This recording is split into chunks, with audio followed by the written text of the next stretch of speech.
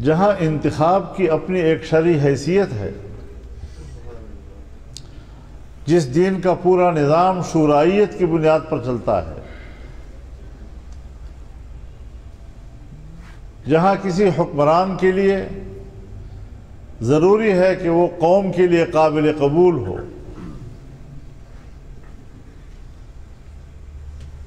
لا یؤم قوما وہم لہ کارہون، قوم کی امامت نہیں کر سکتا وہ شخص کہ جس کو لوگ ناپسند کرتے ہوں۔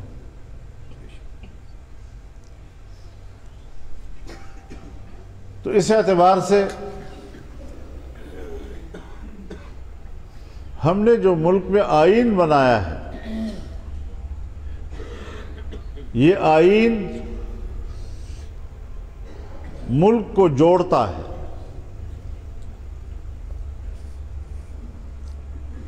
تمام صوبوں کو جوڑتا ہے، تمام صوبوں کے اندر رہنے والی قومیتوں کو جوڑتا ہے، اور پھر وہ اسے ایک ملک اور ایک قوم بناتا ہے۔ لیکن بدقسمتی سے ہمارے ملک میں ماشاء اللہ آتا ہے تو آئین معطل ہو جاتا ہے، ماشاء اللہ نہ ہو تو عملاً آئین بے اثر ہے۔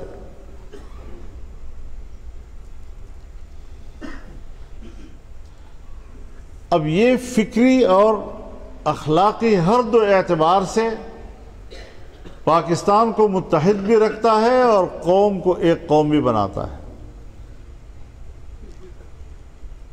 لیکن اگر آئین غیر فعال ہے، غیر مؤثر ہے، تو پھر ملک کو اکٹھا رکھنے کا انحصار صرف آپ کی فوجی قوت پر ہوگا، اور فوجی قوت کے ذریعے سے ملک کو ایک رکھنا اور اس قوت کے ذریعے قوم کو ایک قوم رکھنا، یہ جبر کی بنیاد پر ہوتا ہے، یہ اختیار کی بنیاد پر نہیں ہوتا۔ ملک کو کدھر دھکیلا جا رہا ہے؟ کچھ تو ان کو بھی سوچنا چاہیے کہ ہم دل و جان کے ساتھ پاکستان کے ساتھ ہیں، ہم دل و جان کے ساتھ ہم اپنے آپ کو ایک قوم تصور کرتے ہیں۔ ہمارے درمیان اگر حقوق کی تقسیم ہے تو اس کا تعین آئین کرتا ہے، اس پر کوئی جھگڑا نہیں ہے۔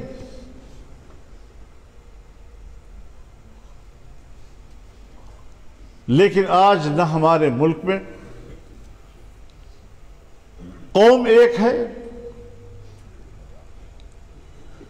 نہ ملک ایک ہے، ہر صوبہ اور ہر قومیت اپنے حوالے سے سوچ رہا ہے، اس لیے کہ آئین ان کے بیچ میں جو وحدت کی علامت ہے وہ غیر فعال ہے اور غیر مؤثر ہے۔ تو جمعیت علماء اسلام کی جو کاوشوں کا محور ہے وہ یہی ہے کہ ہمیں اخلاقی اور فکری اور جذباتی اعتبار سے ایک قوم رہنے دیجئے، ہمیں جبر کی بنیاد پر ایک قوم نہیں رکھا جا سکتا۔ یہ نظریہ غلط ہے۔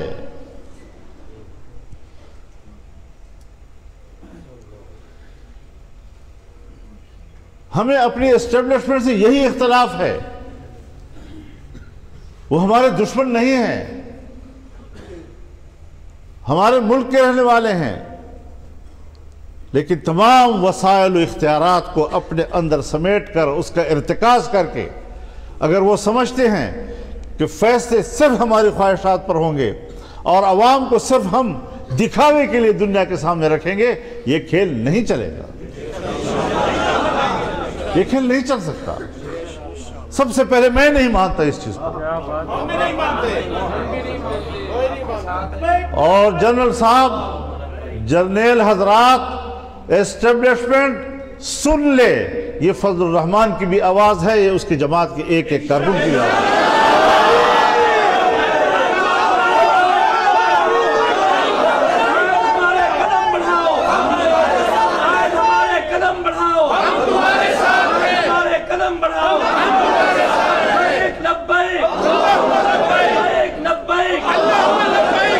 ہم ایک ادارے کی بالادستی کو تسلیم نہیں کرتے، ہم آئین کی بالادستی کو تسلیم کرتے ہیں، اور آئین عوام کی نمائندگی کرتا ہے، اس پہ تمہارا بھی ایک مقام متعین کرتا ہے۔ اپنے حدود میں رہو،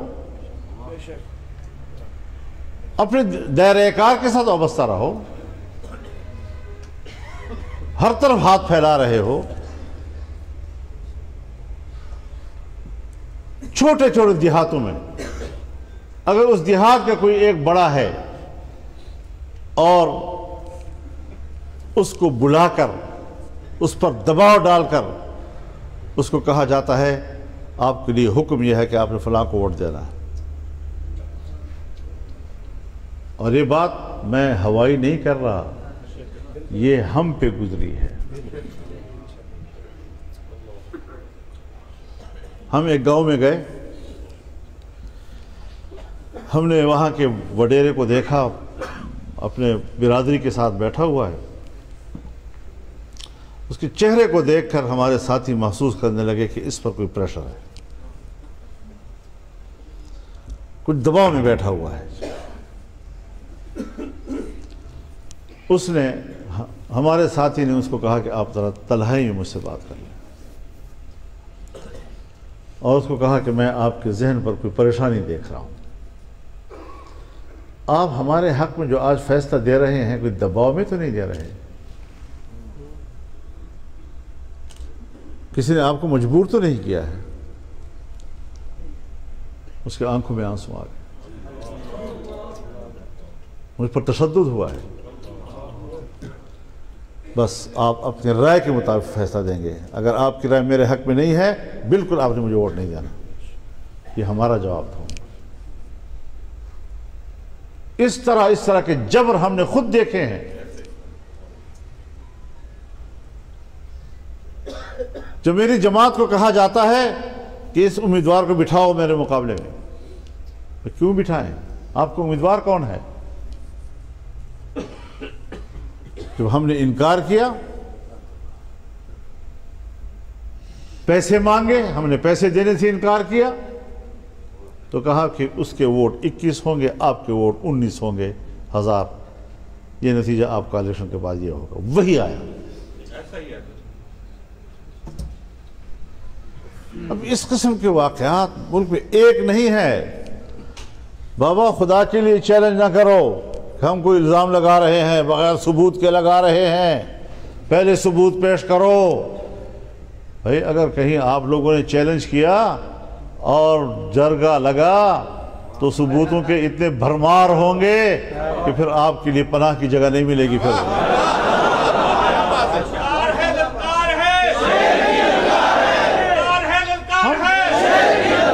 ہم بلا وجہ بات نہیں کر رہے ہیں۔ خدا کے لیے اس ملک کو بچاؤ۔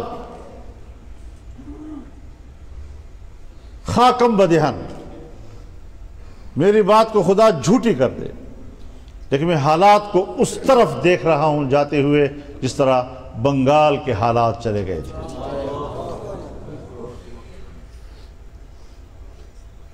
تو اگر کوئی ایسا منصوبہ ہے تو بتا دیجئے، ہمیں کیوں ذبح کرتے ہو؟ لیکن ہم اپنے ملک کو زندہ و تابندہ رکھنا چاہتے ہیں، آباد رکھنا چاہتے ہیں، اور انشاءاللہ العزیز یہ ملک اسی طرح چلے گا۔ الیکشن کیا ہے؟ پارلیمنٹ سپریم ہے، ایک بڑا نام ہے نا، سپریم ہے۔ یہ تو ایسا لفظ نہیں ہے جس سے ہم واقف نہیں ہیں۔ ہمارے خاندانوں میں، گھروں میں، قبیلوں میں بھی تو ایک بڑا ہوتا ہے نا، لیکن وہاں پر بھی دیکھا جاتا ہے کہ بعض بڑا کنٹرول رکھتا ہے، اور بعض بڑا ایسا ہوتا ہے جسے صرف نمائش کے لیے جرگے میں بٹھایا جاتا ہے، اختیارات کسی اور کے ہاتھ میں ہوتے ہیں۔ آج کی ہماری پارلیمنٹ اس طرح کی سپریم ہے۔ اب اس ایوان میں بیٹھ کر، کم از کم میں اپنے بارے میں نہیں کہوں گا کہ میں اس ایوان میں بیٹھ کر پاکستان کا وی آئی پی ہوں۔ جمہوریت اپنا مقدمہ ہار رہا ہے. اور جمہوریت کی جنگ کون لڑ رہے ہیں؟ ہمارا تعلق مذہبی حلقے سے ہے، اور ہم دنیا کے ان لوگوں سے لڑ رہے ہیں کہ جنہوں نے اسلام کے نام پر بندوقیں اٹھائی ہوئی ہیں اور کہتے ہیں جمہوریت کفر ہے.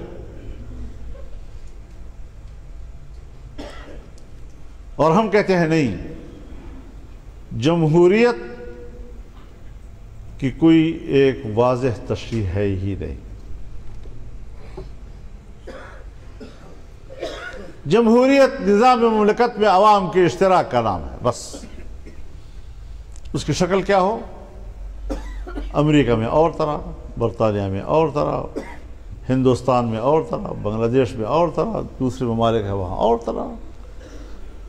لیکن پاکستان میں عوام کی حاکمیت کا لفظ صرف اس حد تک محدود ہے کہ وہ ووٹ دے کر اپنے نمائندے چنتے ہیں. لیکن جب وہ نمائندے چن کر پارلیمنٹ میں آتے ہیں تو پھر ان کے تمام فیصلے قرآن و سنت کے تابع ہوں گے. ان کی اکثریت بھی قرآن و سنت کے خلاف فیصلہ نہیں کر سکتی آئین پاکستان کے تحت. اور اس پر ہمارے اکابر نے دستخط کیے ہیں. اب جب عملاً آپ اس طرح نہیں کریں گے تو پھر غلط تشریح تو جائے گی دنیا میں.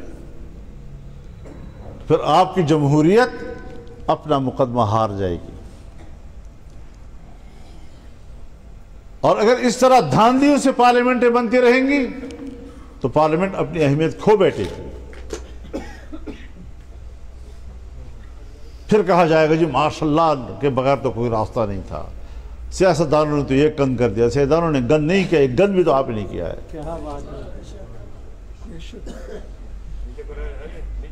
جس کو جتوایا ہے وہ بھی مطمئن نہیں ہے، جو ہارا ہے وہ بھی ہار نہیں مانتا.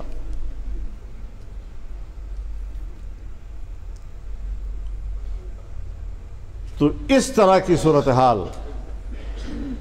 ہمارے ملک میں بنائی گئی ہے اور بنائی جا رہی ہے. ہم جمہوریت کے مفہوم کو سمجھتے ہیں.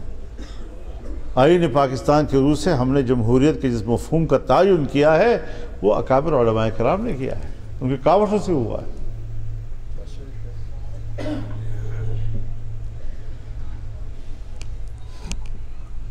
ورنہ ظاہر ہے کہ اگر وہ قرآن و سنت کے تابع نہ ہو اور عوام کی اکثریت فیصلہ کرے یا پارلیمنٹ کی اکثریت فیصلہ کرے اور حلال کو حرام کہہ سکے اور حرام کو حلال کہہ سکے تو پھر وہ تو شرک و کفر کے علاوہ کیا ہو سکتا ہے.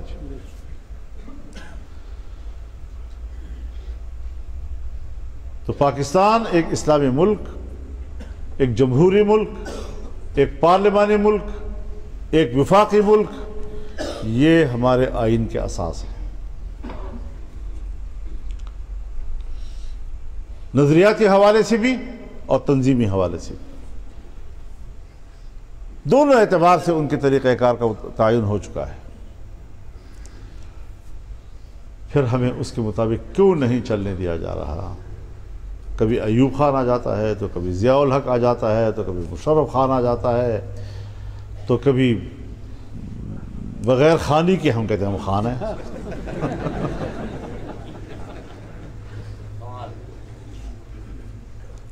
اس طرح نہ کریں.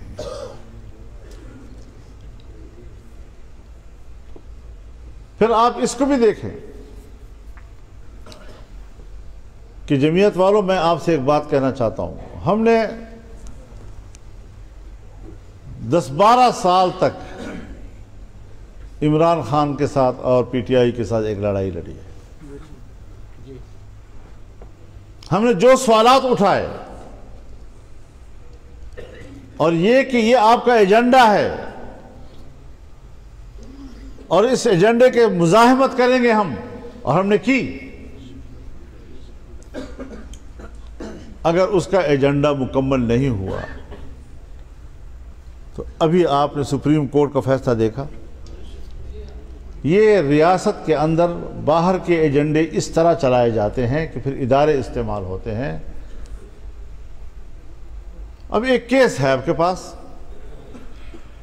اگر آپ یہ کہتے ہیں کہ جی 2019 کا کیس ہے اور 21 میں ترمیم ہوئی ہے اور ہم نے تو اس وقت یہ قانون نہیں تھا، بھلا آپ ضمانت پہ رہا کر دیں، بھلا آپ اس کو چھوڑ دیں۔ نیچے جو مندرجات آپ نے تحریر فرمائی ہیں اور اپنا فلسفہ دین آپ نے اس کے اندر سمو دیا ہے، ہماری بحث اس سے ہے۔ اور جج صاحب ناراض نہ ہوں، آپ نے جو کچھ اس میں کہا ہے وہ بدنیتی پر مبنی ہے۔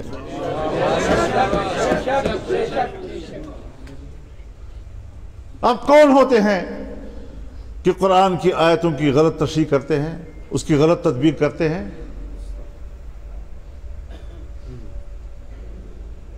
غلط جگہ پر آپ اس کو بطور دلیل کے پیش کرتے ہیں، تو پھر آپ کسی خاص ایسے نظریے کے تابع شخص ہیں کہ ان کو پھر ہم جانتے ہیں۔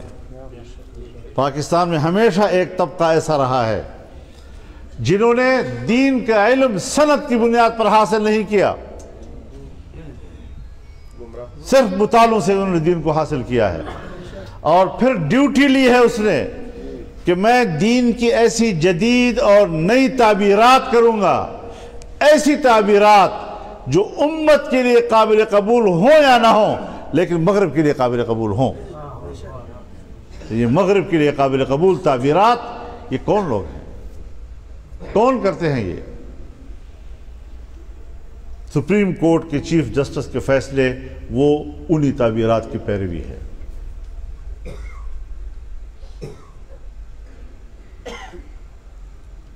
جبکہ قانون 2011 میں موجود ہے، 2021 میں تو ترمیم ہوئی ہے 2011 والے قانون میں، اور اس میں صرف سزاؤں میں اضافہ ہوا ہے، مزید تو کوئی تبدیلی نہیں آئی اس میں۔ اب تمام لوگوں نے مختلف اطراف سے نظر ثانی کی درخواستیں دے دی ہیں،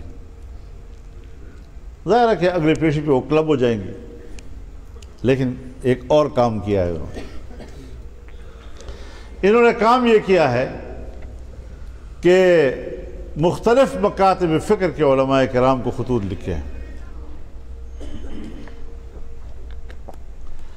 اور ان کو دعوت دی ہے کہ آپ اپنی آراء سے ہماری رہنمائی کریں۔ وہ پہلے لکھتے اگر آپ واقعی نیت ہیں تو یہ پہلے لکھتے۔ میں کہتا ہوں کہ مختلف علماء کو اور مختلف مکاتب فکر کے اکابرین کو خطوط لکھنا الگ الگ سے اور الگ الگ سے ان سے جواب مانگنا، ظاہر ہے جب ان کے جوابات آئیں گے تو کہیں نہ کہیں کسی ایک آدھ جملے میں کہیں تصادم ہوگا، کہیں اختلاف ہوگا، پھر اس کو وہ آپ کے خلاف استعمال کریں گے۔ مغرب ہو گئی اور تقسیم کرو بھائی، تقسیم بھی رکھ گئی تو یہ اذان ذرا ہمارے والے اپنی تھوڑا مؤخر کر لیں تھوڑی سی۔ تو یہ چیزیں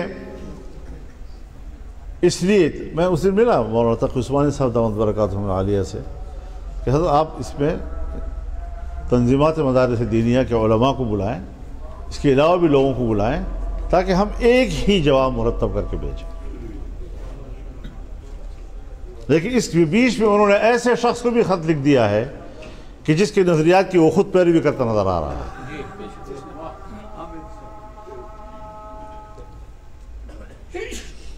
یہ وہ ساری چیزیں ہیں کہ جو ہم دیکھ رہے ہیں کہ اس ایجنڈے کے مطابق کام ہو رہا ہے۔ تو پارلیمنٹ بھی اسی لیے وہ قوتیں اپنی مرضی سے لا رہی ہیں تاکہ پارلیمنٹ اگلی کارروائیاں وہ مغرب کے مفادات کے تابع کرے۔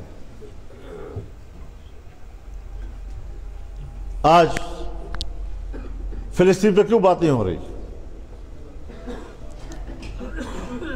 امریکہ براہ راست جنگ میں داخل ہو چکا ہے، یورپ براہ راست جنگ میں داخل ہو چکا ہے، ناٹو کی فوجیں آ گئی ہیں، اور اب تک 31,000 شہادتیں ہو چکی ہیں گزشتہ 4-5 مہینوں میں۔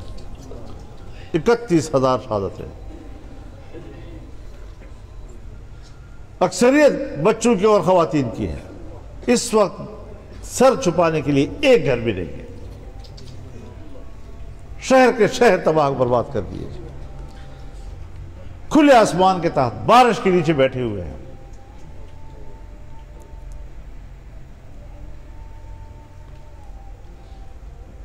کتنے بچے ہیں شیرخوار جو بیچارے رہ گئے ہیں، کل کو یہ بھی پتہ نہیں ہوگا یہ کس ماں باپ کے اولاد تھے۔ اور ہماری اسلامی دنیا گنگ ہے، غلامی کا طاق پوری اسلامی دنیا کے گردن میں ہے۔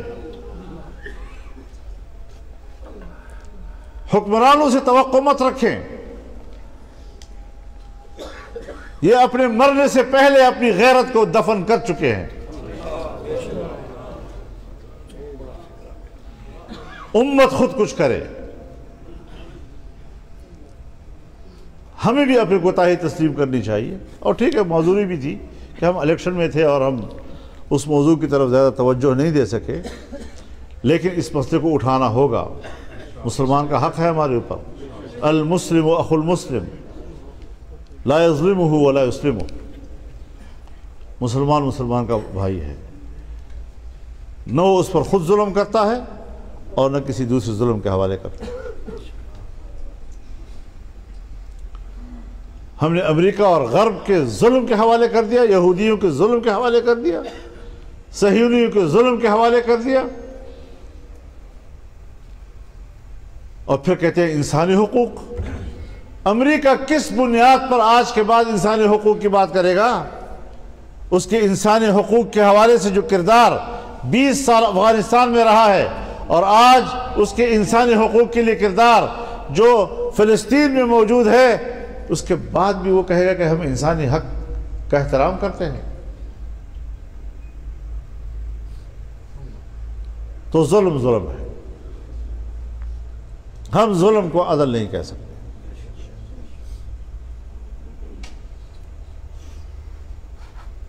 ہماری اپنی تاریخ غلامی سے آزادی حاصل کرنے کے لیے، تو ہم نے تو پڑھا ہی یہی کچھ ہے، تاریخ سے یہی پڑھا ہے، اپنے اکابر سے یہی پڑھا ہے۔ ہم نے اپنا راستہ تبدیل نہیں کرنا، چاہے امریکہ ناراض ہو کر ہمارے سیاہ و سفید کے مالکوں کو کہے کہ بھئی اس پارٹی کو پارلیمنٹ سے باہر رکھو، یہ نہیں چلنے دیں گے آپ کو، یہ کہہ رہے ہیں نا۔ امارت اسلامیہ کو کمزور کرو، یہ جماعت آئے گی اسمبلی میں تو پھر آپ کے لیے مشکلات ہوں گی۔ امریکہ کو بھی پتہ ہے کہ اسمبلی میں یہ لوگ جو ہیں وہ ہمارے حکم کے تابع رہیں گے، جمعیت ہوگی تو پھر وہ مشکلات پیدا کرے گی۔ اور بابا ہم پارلیمنٹ کے اندر نہیں، ہم باہر بھی مشکلات پیدا کر سکتے ہیں۔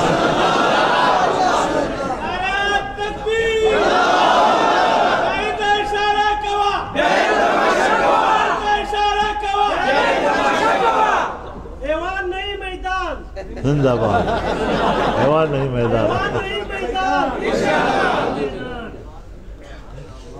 تو یہی میں نے کہا کہ اگر تم اس طرح کے ایوان بناؤ گے تو اب فیصلے پھر ایوان میں نہیں ہوں گے، اب فیصلے میدان میں ہوں گے، اور انشاءاللہ ہم اس پر کام کر رہے ہیں۔ آپ کے پاس بھی اسی لیے آئے ہیں تاکہ یہاں پر آپ تاکہ آپ بھی اس نظریے کو پنجاب میں فروغ دیں، پنجاب میں کام کریں اس کے لیے، لوگوں کو سمجھائیں یہ باتیں کہ ہم نے نہ اس پارلیمنٹ کو ماننا ہے، نہ اسرائیل کو ماننا ہے، نہ قادیانیت کو ماننا ہے۔ کچھ بھی کر لو، ہم میدان میں سامنے کھڑے ہوں گے، اور کسی مائی کا لال اپنے یہ مقاصد پاکستان میں حاصل نہیں کر سکے گا، ورنہ ہمیں اپنے مقابلے میں پائے گا۔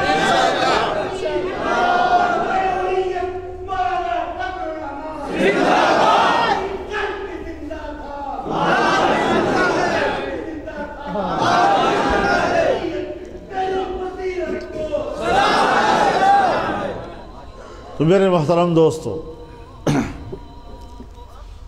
ہم دنیا کے، ہمارا منشور لکھتا ہے کہ ہم پوری دنیا میں محکوم مسلمانوں کی آزادی کی تحریکوں کی حمایت کریں گے۔ اگر ہم ایسا نہیں کرتے ہم اپنے منشور سے انحراف کریں گے۔ ہم اپنے لوگوں سے ووٹ مانگتے ہیں منشور کی بنیاد پر، اور اگر دھاندلی کرو گے تو پھر دھاندلی ہم نہیں مانیں گے۔ اسی لیے میں نے میاں شہباز شریف صاحب تشریف لائے تھے جب، تو میں نے ان سے کہا کہ ہم نے بہت زمانہ مل کر کام کیا ہے، میرے لیے بہت بھاری ہوگا، خدا نہ کرے جب ہماری تحریک اٹھے گی تو کہیں آپ اس کا نشانہ نہ ہوں، لہذا میرا مشورہ یہ ہے ہمارے ساتھ اپوزیشن میں بیٹھو۔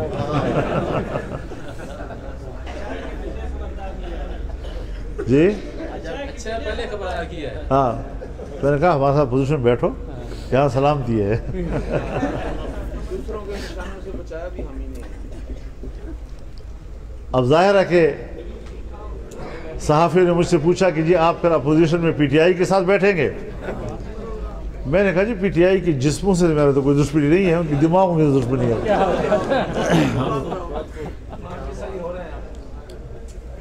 اب اس کے بعد وہ خود تشریف لائے تو انہوں نے کہا جی کہ بس ہم اور آپ ایک نقطے پہ متفق ہیں، آپ بھی کہتے ہیں دھاندلی ہوئی ہے، ہم بھی کہتے ہیں دھاندلی ہوئی ہے۔ میں نے کہا فرق ہے، ہم کہتے ہیں دھاندلی ہوئی ہے لیکن دھاندلی ہمارے خلاف آپ کے لیے ہوئی ہے۔ اور پھر ظاہر ہے جی کہ ہمارا آپ کے ساتھ کوئی ذاتی دشمنی نہیں ہے، ہمارے آپ کے خلاف تحفظات تھے، ہم نے آپ کے خلاف ایک پوزیشن لی ہوئی ہے، اور اختلاف میں پارٹیوں کے بیچ میں بعض دفعہ کہتے ہیں دیوار کھڑی ہے، آپ کے ہمارے طرف پہاڑ کھڑے ہیں، اس کو سر کرنا کوئی آسان کام نہیں ہے، لیکن آپ سمجھتے ہیں کہ مذاکرات کے ذریعے ہم آگے اس کو حل کرنا چاہتے ہیں، تو سیاسی آدمی نہ مذاکرات کا انکار کرتا ہے نہ مسئلے کے حل کا انکار کرتا ہے۔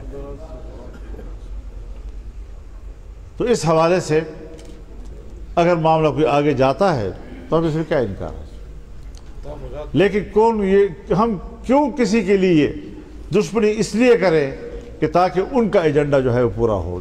دھاندلی کرانے کے بعد اب دھاندلی انہوں نے کی، لڑایا ہمیں جا رہا ہے پارٹیوں کے ساتھ، تو میں نے تو پیپلز پارٹی کو بھی کہا ہے، مسلم لیگ نون کو بھی کہا ہے، ان کے ساتھ جو بھی حکومت کی اتحادی ہے، پی ٹی آئی کو بھی کہا ہے کہ دھاندلی آپ لوگوں نے نہیں کی، جتوایا بھی آپ کو دھاندلیوں سے ہے، ہروایا بھی آپ کو دھاندلیوں سے ہے، اور جنہوں نے کیا ہے ان کے ساتھ ان سے ہمیں شکایت ہوگی۔ بس اپنا دشمن آپ سنانا۔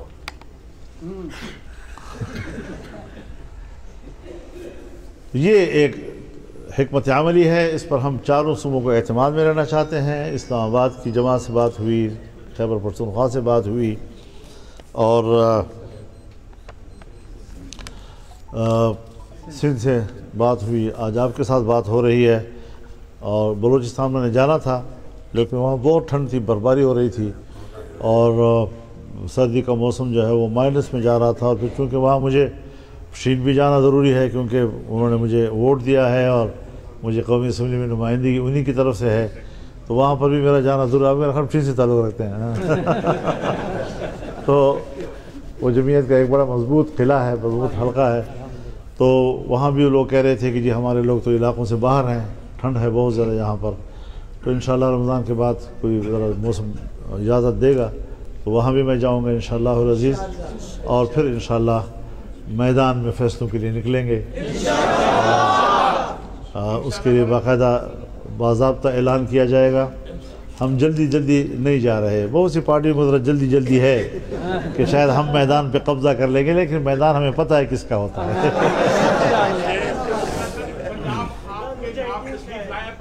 پنجاب کا ہوس آپ کے ساتھ اپنی جان و مال اور بچوں کے ساتھ حاضر ہے۔